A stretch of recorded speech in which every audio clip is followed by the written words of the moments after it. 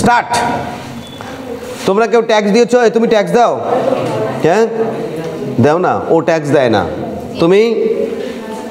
ও tax দেয় না, তুমি? এখানে যারা যারা বসে আছো প্রত্যেকে সরকারকে ট্যাক্স দাও এবং প্রতিদিন ট্যাক্স দিচ্ছ। সকালে এক কাপ চা খাচ্ছে যে, সে প্রথমে ট্যাক্স দিয়ে চা খায়, হ্যাঁ কি নেই? এবার সরকার ইনকাম করে কিভাবে? প্রথম কথা আমাদের জানা দরকার, ভারতবর্ষের অর্থনীতি কি লিখলাম? মিশ্র অর্থনীতি। মিশ্র অর্থনীতি কেন? क्योंकि এখানে পাবলিক প্লাস প্রাইভেট। পাবলিক মানে কি? পাবলিক মানে কি? পাবলিক মানে বেসরকারি, তাই তো? পাবলিক মানে কি? সরকারি। কীভাবে বুঝলে? লেখা আছে পাবলিক, ওটা গভর্নমেন্ট বলে কোনো কথা নেই। এই তুমি ঠিক করে বলো তো, পাবলিক মানে কি? বেসরকারি তো? সরকার। কীভাবে বুঝলে? জনসাধারণের। তাহলে সরকারি সম্পত্তি তো মাঝে মাঝে গিয়ে নিয়ে আসতে পারি নাকি? বাংলাদেশে হয়েছিল, শেখ হাসিনার বাড়ি থেকে মুরগি হাঁস নিয়ে বাড়ি চলে গেছে সবাই। সরকারি সম্পত্তি আমাদের সম্পত্তি নাকি? দেখো, পাবলিক সেক্টর মানেই হচ্ছে গভর্নমেন্ট, क्योंकि ये government by the people, of the people and for the people. Abraham Lincoln বলেছেন। বলছে এই যে সরকার চলছে, এই সরকারটা কার? সবার। ওর সরকার, আমার সরকার, তোমার সরকার, ওর সরকার। এমনকি যে বাড়িতে বসে রাত দিন 24 ঘন্টা মোবাইলে ঘষাঘষি করছে, তারও সরকার, হয় কি নেই? সেই তো সবচেয়ে বেশি সরকার। আচ্ছা বেশ, তাহলে এই মিশ্র অর্থনীতি কত সালে নেওয়া হয়েছিল? কি লিখলাম? 1948 সালে মিশ্র অর্থনীতি পৃথিবীর। দেখো, সংবিধানে আমরা সমতার কথা বলেছি, স্বাধীনতার কথা বলেছি, শিক্ষার কথা বলেছি, ধর্মের কথা বলেছি, সংস্কৃতির কথা বলেছি, কিন্তু অর্থনীতির কথা বলেছি কি? অর্থনৈতিক সমতার কথা বলা হয়েছে সংবিধানে। আর এটা কি সম্ভব? অর্থনৈতিক সমতা সম্ভব নয়। क्योंकि অর্থনৈতিক সমতা করতে গেলে পরে রাত দিন পরিশ্রম করে যে ভদ্রলোক 50 টাকা ইনকাম করছে, আজকে ইনকাম করার পর গিয়ে কোষাগারে জমা দেবে, যে লোকটি সকাল থেকে বিকেল পর্যন্ত তোমাদের মতো পড়াশোনা না করে শুধু ঘুমাচ্ছে, তার পকেটেও টাকা চলে যাবে। সুতরাং কে ভালো থাকবে, কে খারাপ থাকবে না, এটা কে নির্ধারণ করে? কে? আমি? নিজে।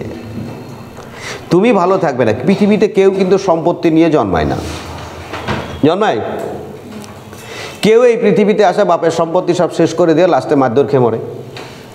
আর কেউ দেখা যাচ্ছে বাপের তো দূরের কাছে 14 পুরুষের কোনো সম্পত্তি নেই, কিন্তু পৃথিবীতে এসে অনেক কিছু করে যাচ্ছে। তো এসেই হতে হয়। একবার সৌরভ গাঙ্গুলিকে শাহরুখ খান বলেছিলেন যে আমি যেমন দেখতে, হাজার হাজার লক্ষ লক্ষ স্টার থেকে, নায়ক থেকে, আমাকে দেখতে কিন্তু তেমন ভালো নয়। কিন্তু একটা গ্রাম থেকে উঠে আসে শাহরুখ খান, বলিউডের বাদশাহ।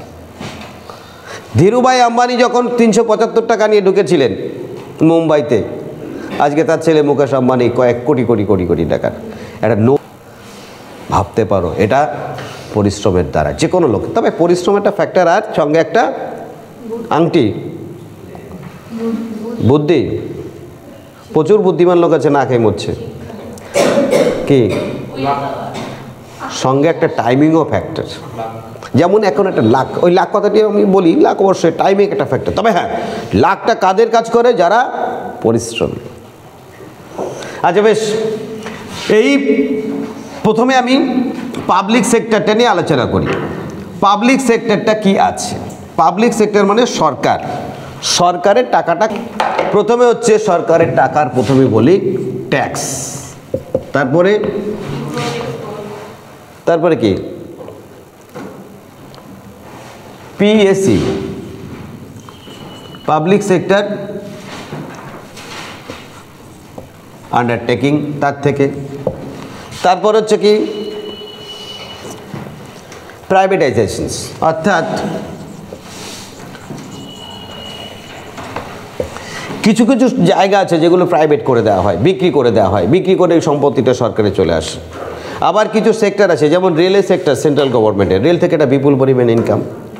আচ্ছা, অর্থাৎ আর কিছু আছে যেগুলো সরকারের সঙ্গে বেসরকারি সংস্থা কোলাবোরেশনের মাধ্যমে যেগুলো হয়, এগুলোর মাধ্যমে ইনকামটা থাকে। সরকারের এই ট্যাক্সটাকে আমরা দুটো ভাগে ভাগ করি। কিভাবে? একটা আছে ডাইরেক্ট আর একটা ইনডাইরেক্ট, আর একটা ইনডাইরেক্ট। আচ্ছা, ডাইরেক্টের মধ্যে কি আছে? আচ্ছা, ধরো যারা সরকারি চাকরি করে তারা যা বেতন পায় তার থেকে একটা বিরাট অংশ সরকারকে দিতে হয়, এটাকে বলে ইনকাম ট্যাক্স। কি বললাম? Income tax. আর কি? ওয়েলথ, সম্পত্তি কর। আচ্ছা, কিউকি এখানে যিনি ভোক্তা, যিনি কনজিউমার্স, তিনি সরাসরি দেয়। কিন্তু একটু আগে তোমাদের বললাম আমি, দেখো তোমরা সবাই ট্যাক্স দিয়ে এসছো। ইনডিরেক্ট ট্যাক্সের মধ্যে প্রথমে যেটা দাঁড়াচ্ছি তার নাম হচ্ছে কি? এক্সাইজ, যাকে বাংলায় বলছে কি? কি লিখলাম? উৎপাদন। তারপর হচ্ছে কাস্টম, মানে কি লিখলাম? অন্তঃশুল্ক। তারপরে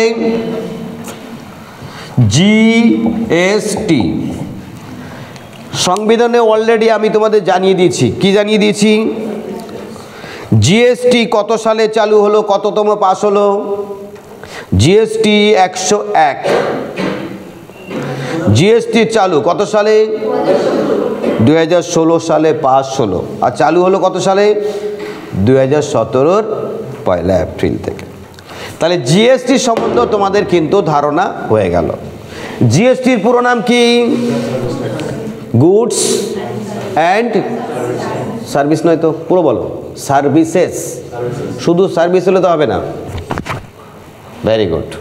তাহলে গুডস অ্যান্ড সার্ভিসেস। এইবার দেখো, এই ট্যাক্সটাই হচ্ছে ভাইটাল ট্যাক্স। এখানে হিউজ নম্বর। এই তোমরা যারা সকালবেলা চা খেয়েছো, চায়ের জন্য একটা ট্যাক্স দিতে হচ্ছে।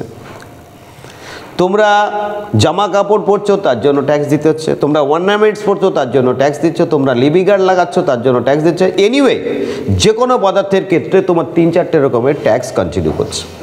প্রথমে উৎপাদন শুল্ক, তারপরে অন্তঃশুল্ক। অন্তঃশুল্ক কি? সাপোজ কোনো একটা প্রোডাক্ট তৈরি হচ্ছে গুজরাটে অথবা মুম্বাইয়ে, সেই প্রোডাক্টটা দেখা যাচ্ছে মুম্বাইয়ের দাম হচ্ছে 300 টাকা। আমাদের কলকাতা কত দাম হবে? কলকাতা কত দাম? 1000 টাকা। টাকার গরম তো দেখছি। খুব বেশি নয়, মোটামুটি 400 টাকার কাছাকাছি হবে। 500 টাকা, ও 100 টাকা বেশি দিল, টাকার গরম আছে। কিন্তু আমি বলতে চাই যেটা, সেটা হচ্ছে এই অন্তঃশুল্কটা একটা রাজ্য থেকে আরেকটা রাজ্যে যাওয়ার সময় কিন্তু একটা আবগারি অর্থাৎ কাস্টমস ডিউটি লাগে। আর এই জিএসটিটা ভেরি রিসেন্ট চালু করা। এর আগে যেটা আমরা এটাকে বলতাম কি? এটাকে আমরা বলতাম কি? সেল ট্যাক্স, অর্থাৎ বিক্রয় কর। অদ্ভুত ব্যাপার, এই জিএসটির মধ্যে আবার কিছু কিছু জিনিস জিএসটির আওতায় নেই। যেমন ধরো পেট্রোল, জিএসটির আন্ডারে আছে না। ধরো আজকে তুমি পেট্রোল কিনলে 100 টাকা লিটার, ওকে? অ্যাকচুয়ালি এই পেট্রোলটা সর্বাধিক লিটার হওয়ার কথা ছিল 40 টাকা। তাহলে 100 টাকা কেন? প্রথম কথা যে সেন্ট্রাল এরপর ট্যাক্স বসিয়েছে, তারপরে রাজ্য সরকার ট্যাক্স বসিয়েছে, তারপরে এগুলো তোমাদের হাতে যখন পৌঁছাচ্ছে তখন 100 টাকা লিটার। কেন পেট্রোলের দাম এত বেশি কেন? পেট্রোলের দাম বেশি কেন? বলছে পেট্রোল তারাই ব্যবহার করে যাদের টাকার গরম আছে। টাকার গরম আছে। যার টাকার গরম নেই সে পেট্রোল ব্যবহার করবে? সে সাইকেলে উঠবে, কিরিং কিরিং দেবে, চলে যাবে। আর যাদের আরও বেশি গরম আছে তারা 4 চাকা কিনবে। আর যারা গরম হতে হতে মারাত্মক গরমে তারা এসি চালাবে। পেট্রোলই পেট্রোল। তাহলে ওরা বুঝে নিচ্ছে কার কার কাছে টাকা আছে। অর্থনীতিটা খুব খতরনাক জিনিস। বলছে অর্থনীতিটা হচ্ছে কি, তোমার কাছে আছে 3টে বল, কিন্তু খেলবা তুমি একটা। 5টা বল নিয়ে খেলছো, কিন্তু তোমার হাতে মাত্র 2টো। অর্থাৎ 2টো টাকা নিয়ে তুমি 5টা বলের মতো খেলতে পারো। এই অর্থনীতি যদি কোনোভাবে স্ট্যাগন্যান্ট হয়ে যাবে, যত বেশি অর্থনীতি রোলিং হবে তত বেশি উন্নয়ন কন্টিনিউ করবে। কিন্তু এই অর্থনীতির ক্ষেত্রে কন্টিনিউটিটা করতে হবে। আচ্ছা বলো তো দেখি, সরকার যদি আমাদের কাছে, রাজীব গান্ধী এটা বলে গিয়েছিলেন, সরকার যদি আমাদের জন্য, ধরো আমি বিপিএল তালিকায় আছি, সরকার আমার জন্য টাকা দিল 100 টাকা, আমি কত পাবো? 50 টাকা। আর কেউ বলো কত পাবো? এখন যদিও সরাসরি হয়ে যাওয়ার জন্য অনেকটা কমেছে, সেই মুহূর্তে দাঁড়িয়ে রাজীব গান্ধী বলেছিলেন সরকার যদি জনগণের জন্য 100 টাকা দেয়, জনগণের কাছে পৌঁছায় মাত্র 12 টাকা। কি অদ্ভুত ব্যাপার। ফলে জনগণের পার্সেন্টেজ পাওয়াটা বাড়বে কীভাবে? এইটা হচ্ছে ফ্যাক্টর। অর্থনীতির ক্ষেত্রে এখন যদিও সরাসরি ডিরেক্ট কনসেপশনের মধ্যে যাচ্ছে, আরেকটা জিনিস তোমাদের মাথায় রাখতে হবে যে পৃথিবীর যা কিছু ডিপেন্ড করছে কিসের উপর? টাকা পয়সা ধন দৌলত না। এই পৃথিবীর যা কিছু ডিপেন্ড করছে কিসের উপর?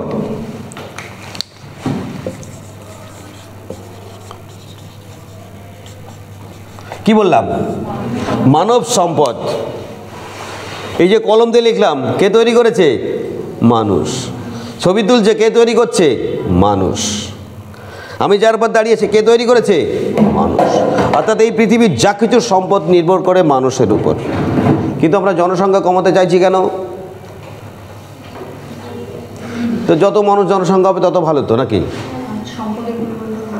হ্যাঁ, যে কোনো সম্পদের একটা ভারসাম্য হোনা চাইয়ে। অর্থাৎ জনগণের একটা ভারসাম্য, এটা কে দিয়েছেন? জনগণের তথ্য, জনতথ্য কে দিয়েছে? তোমাদের ওটা বইতে আছে, ম্যালথাস। যে কোনো জনগণের ক্ষেত্রে একটা ভারসাম্য হোনা চাই। সেই ভারসাম্যটা কিন্তু আমাদের মাথায় রাখতে হবে। এই মুহূর্তে পৃথিবীতে কত কোটি মানুষ আছে? 800 কোটি। এই মুহূর্তে প্রায় মোটামুটি বলা যেতে পারে। তোমরা দেখবা প্রতি মুহূর্তে জনসংখ্যা প্রতিটি সেকেন্ডে বাড়ছে। প্রতিটি সেকেন্ডে the population of the world, প্রতিটি মুহূর্তে প্রতিটি সেকেন্ডে কিন্তু আমাদের জনসংখ্যা বাড়ছে। অর্থাৎ 806 কোটি সামথিং 2024-এ, অর্থাৎ পপুলেশন ইন দ্য ওয়ার্ল্ড। প্রতি মিনিটে জনসংখ্যা বাড়তে থাকে। এখন এই মুহূর্তে জনসংখ্যা বেড়ে গেল, অর্থাৎ হলো 820 কোটি। আর যে সেন্ট্রাল যে টাকাটা পেল, সেন্ট্রাল কত টাকা পেল? এই টাকা। বলছে এই টাকার মধ্যে বেশিরভাগ টাকাটাই সেন্ট্রাল ইনকাম করে নিয়ে চলে যায়। এই টাকাটা এবার কোথায় থাকে?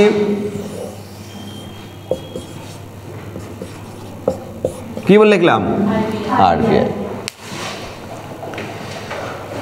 সারা বছরে যে টাকা খরচ হয় সেই টাকার জন্য একটা বাজেট হয়। এবারের বাজেট হয়েছে। বাজেট কে পেশ করলো? মাননীয় অর্থমন্ত্রী নির্মলা সীতারামন অর্থ বাজেট পাশ করলো। এই বাজেট পাশ করার জন্য তোমাদের আমি আগেই আলোচনা করেছি যে বাজেট পাশ করার জন্য বাজেটের 2টো সেক্টর থাকে। বাজেট, এই বাজেটের 2টো, একটা থাকে কি? একটা হচ্ছে পরিকল্পনা আর একটা হচ্ছে পরিকল্পনা বহির্ভূত। যদিও এখন সেই পরিকল্পনা নাম নেই, একটা হচ্ছে নীতি আর একটা হচ্ছে খরচ। আমি সরাসরি তোমাদের বলি, এই নীতির পুরো নাম কে বলবে? NITI Aayog,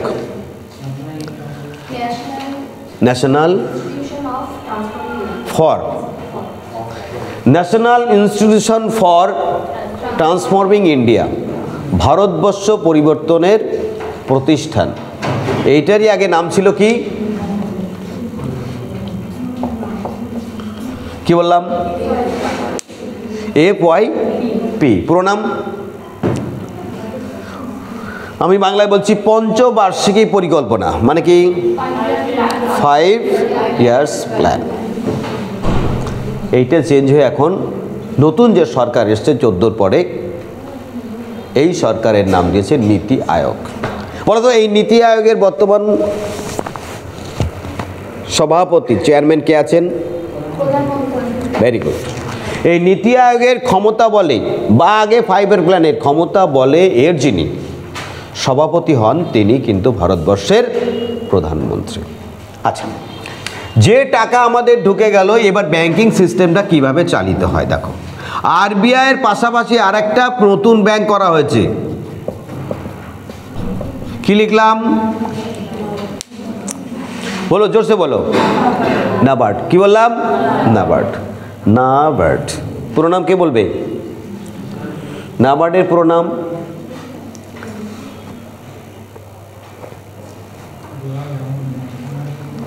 national bank for agriculture and rural development. এই নাবার্ডটা কেন এলো দেখো। আগে কি হতো, তোমাদের অ্যাকাউন্ট আছে সবার, ব্যাংকের অ্যাকাউন্ট, প্রত্যেকের অ্যাকাউন্টে আমি 15 লক্ষ টাকা করে পাঠাবো। কে কে নেবা টাকা? 20 লক্ষ টাকা। যারা টাকা নেবে তারা হাত তোলো, 1 জন 2 জন। ও আগের থেকে হাত তুলে বসে আছে। প্রত্যেকে 15 কোটি টাকা পাবা যদি আমার কথা শোনো। প্রতি মাসে মাসে টাকা আসবে, প্রতি মাসে মাসে টাকা আসবে। 1 লাখ, 1.5 লাখ, তারপরে 3 লাখ, তারপরে কোনো একদিন 6 লাখ, কোনো একটা দিন 12 লাখ মাসে মাসে ঢুকবে। কি বলছিলাম? বলছে তোমাদের অ্যাকাউন্ট আছে, কিন্তু আরবিআইতে কার কার আছে অ্যাকাউন্ট? রিজার্ভ ব্যাংকে কার কার অ্যাকাউন্ট আছে? ওর আছে। এরকম দেখাচ্ছে আমার বোধহয় অ্যাকাউন্ট আছে তোমার রিজার্ভ ব্যাংকে। রিজার্ভ ব্যাংকে অ্যাকাউন্ট খুলেছো? অসম্ভব, রিজার্ভ ব্যাংকে কোনো অ্যাকাউন্ট খোলা যায় না। যায় কি? Very good. কিন্তু রিজার্ভ ব্যাংকটা হচ্ছে সমস্ত ব্যাংকের কেন্দ্রীয় ব্যাংক। এই ব্যাংকের থেকে যারা টাকা নেয় তাদের মধ্যে কে কে আছে? আগে ছিল 20টা, এখন কমে গেছে। প্রথমে 1969 সালে 14টা ব্যাংকের জাতীয়করণ করেছিলেন কে? তখন প্রধানমন্ত্রী কে? ইন্দিরা গান্ধী। তারপরে 1980-তে আরও 6টা ব্যাংক কার্যকরণ করে 20টা ব্যাংক করেছিলেন। কিন্তু এখন সব ব্যাংক কিছু অ্যাসিমিলেট হয়ে গেছে। এখন ব্যাংকের লোক বেশিরভাগই বসে থাকে। কেন বসে থাকে? কেন বসে থাকে? বেশিরভাগ ব্যাংক শুধু ফাঁকা ফাঁকা। কেন বসে থাকে? কারণ এখন সব ব্যাংকের কাজ করে দেয়। কি দেখাচ্ছি আমি? অদ্ভুত ব্যাপার। কালকে প্রথম প্রায় বলা যেতে পারে 7-8 বছর পরে ব্যাংকে গেলাম। এগুলো বইয়ে আছে, অবলম্বনে সবই আছে, কিন্তু তথাপিও এগুলো ইন্ডিকেট করে রাখলে কি আছে, মনে থাকবে। আচ্ছা বেশ, কি বলছিলাম? ব্যাংক ব্যাংক এখান থেকে আরবিআই থেকে যাবে এসবিআই, পিএনবি, ইউবিআই তো এখন মিলে গেছে, তারপরে ইন্ডিয়ান ব্যাংক, তারপরে কি দেনা ব্যাংক, কত রকমের যে ব্যাংক আছে বলার কিছু না। এছাড়া আছে বেসরকারি ব্যাংক, অ্যাক্সিস, পিএনবি লিখেছে অলরেডি, অ্যাক্সিস থাকে আইসিআইসিআই, তারপরে এইচডিএফসি, অনেক ব্যাংকের অ্যাডভার্টাইজমেন্ট দিয়ে দিলাম। কি ব্যাংক বলো? হ্যাঁ, ভেরি গুড, কানাডা ব্যাংক, ওটা ন্যাশনালাইজড ব্যাংক। যার যার ব্যাংকে অ্যাকাউন্ট আছে সেটা বলে দাও, আমি অ্যাকাউন্টটা চেক করার ব্যবস্থা করছি। ইউনিয়ন ব্যাংক আছে, তাই নাকি? বিভিন্ন রকম। আর একটা ব্যাংক নতুন যেটা হয়েছে, চন্দ্রশেখর ওপেন করেছেন, বন্ধনের, বন্ধন। Very good. এই ব্যাংকগুলোর মধ্যে টাকাটা আসে। এবার এই ব্যাংকের আমাদের অ্যাকাউন্ট আছে, সেখান থেকে আমরা কেউ লোন নেই, কেউ বেতন তুলি, কেউ 2 টাকা জমা দেই, কেউ লক্ষ্মীর ভাণ্ডার পাই, কেউ কন্যাশ্রী পাই, কেউ যুবশ্রী পাই, নাকি? এই টাকাগুলো এই ব্যাংকে থাকে। এইটাকে বলে কনজিউমার্স ব্যাংক। কারণ এখানে তুমি অ্যাকাউন্ট খুলতে পারো, কখনো কারেন্ট অ্যাকাউন্ট, কখনো savings account. Current account continue করে যারা ব্যবসায়ী তারা করে, আর সেভিংস অ্যাকাউন্ট তোমাদের দেখবা প্রত্যেকের যারা অ্যাকাউন্ট আছে সেভিংস অ্যাকাউন্ট। যারা ইন্ডাস্ট্রিয়ালিস্ট তাদের কারেন্ট অ্যাকাউন্ট থাকে। Very good. এই ব্যাংকগুলো যে টাকাটা পায় সেটা আরবিআই থেকে পায়। এই টাকাটা যাদের দেয় সেটা বিভিন্ন রকমের কনজিউমার্সকে দেয়। এই নাবার্ডটা কেন বলছে? কৃষি দপ্তরটা চালানোর জন্য, বিভিন্ন গ্রামীণ প্রকল্প কন্টিনিউ করার জন্য, বিভিন্ন কোঅপারেটিভ ব্যাংকগুলোকে ডিল করার জন্য এই আরবিআইয়ের পাশাপাশি আরেকটা ব্যাংক কত সালে অবলম্বন এটাও দেওয়া আছে। কত বললাম? ভেরি গুড, 1982 সালে নাবার্ড গঠিত হলো এবং নাবার্ড ব্যাংকটা আরবিআইয়ের মতনই পাশাপাশি অন্যান্য কাজগুলো কন্টিনিউ করলো নাবার্ড ব্যাংক। বেশ, এইবার দেখো এখান থেকে ছোট ছোট কোশ্চেন থাকে। What is bank rate? বলছে এখান থেকে তুমি যে টাকাটা নিচ্ছ, এই যে এসবিআই নিল, এ যে পরিমাণে সুদ একে দিল এটাকে বলছে ব্যাংক রেট। দারুণ কথা, ব্যাংক রেট, একে ব্যাংক রেট বলা হয়। কন্টিনিউয়াসলি দেখো পৃথিবীতে একটা মুদ্রাস্ফীতি কন্টিনিউ করছে, করছে না? কীভাবে বুঝলে মুদ্রাস্ফীতি কন্টিনিউ করছে? মুদ্রাস্ফীতি কীভাবে কন্টিনিউ করছে বলো, উদাহরণ দিয়ে একটা। কি উদাহরণ দেব? Very good. ছোটোবেলায় সমস্ত দেখবা, আজ থেকে 10 বছর 200 বছর 250 বছর আগে আমেরিকান কোনো লেখা পড়লে দেখবা সে 2 শিলিং দিয়ে একটা ফুল কিনলো, একটা ফুলের তুলনায় 1 শিলিং দিয়ে কিনলো। এখন ডলার ছাড়া হবে না। তুমি দেখবা আগেকার গল্প দেখবা 2 পয়সা দিয়ে একটা ফুল কিনলো, এখন 2 পয়সা কোথায় পাওয়া যাবে? জাদুঘরে ছাড়া পাওয়া যাবে না। এর আগে 4 আনা দিয়ে, 4 আনা, 4 আনা মানে ক পয়সা? ভেরি গুড, 25 পয়সা। এই 25 পয়সা দিয়ে 1 জুড়ি কমলা লেবু কেনা যেত। এখন 4 আনা কোথায় পাওয়া যায়?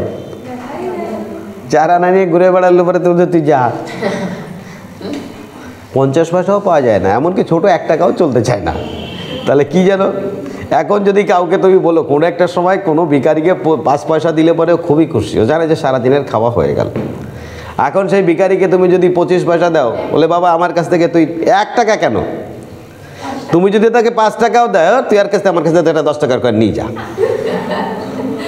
আর আজ থেকে 20 বছর পরে ভিখারিকে কত দেবা? 100 টাকার একটা কয়েন দিলে হয়ে ধর পাগলা দিকায়, তাহলে কি বলে আমার কাছ থেকে একটা 500 টাকার কয়েন নিয়ে যা। তুই 100 টাকার কয়েন দিচ্ছিস, হ্যাঁ? এগুলো তো পড়ে আছে দেখ বাদিকে দুটো। তাহলে এটা টাকার ডিভ্যালুয়েশনটা হচ্ছে, ডিভ্যালুয়েশন অফ দ্য মানি। কেন? কি বলছে? কন্টিনিউয়াসলি টাকার ইনফ্লেশন হয়। ইনফ্লেশন মানে কে বললো? ভেরি গুড, মুদ্রাস্ফীতি। যে কোনো ডেভেলপিং কান্ট্রির ক্ষেত্রে একটা মুদ্রাস্ফীতি কন্টিনিউ করে। সেটা কখনো 5%, 6%, এটাকে বলা হয় একটা সড়গড় মুদ্রাস্ফীতি। আচ্ছা, তোমাদের যদি এখন অর্থনীতি আর রাজনীতি এই দুটো পড়ে আসতে বলি, তাহলে আমি কোনো অপরাধ করবো কি? হ্যাঁ, দেখেছি অবলম্বনে অর্থনীতি খুব সুন্দর আছে। বন্ধ করে দাও, ভিডিওটা বন্ধ করে দাও।